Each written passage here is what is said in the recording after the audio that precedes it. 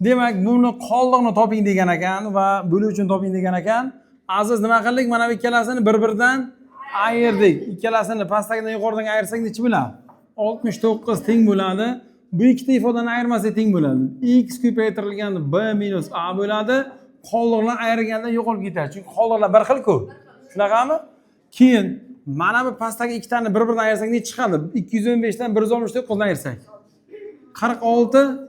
46 teng bo'lyapti. Bu ikkita ifodani ayirmasiga mana radius deyman. Qoldiqlar qisqarib ketsa, x ko'paytirilgan c ayrilgan x ko'paytirilgan b qoladi. Ikkalasidan ham x ni chiqarsak, bizaga ifoda mana bu narsani ko'paytirib ko'rishga o'zamiz. 3 kara 23 teng x ko'paytirilgan b minus a.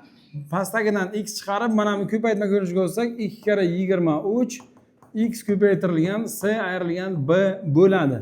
Mana bu ikkalasidan demak x nimaga teng bo'lishi ehtimoli paydo bo'ladi? X faqat 23 chiqadi. Demak, 100 ni 23 ga bo'lsak, 169 ni 23 ga bo'lsak, 215 ni 23 ga bo'lsakgina qoldiqlar bir xil chiqar ekan. To'g'rimi? Bizdan qoldiqni ham so'raganda nima qilamiz? 100 ni bo'lamiz 23 ga nechtadan bo'ladi? 5 ta. 4 ta.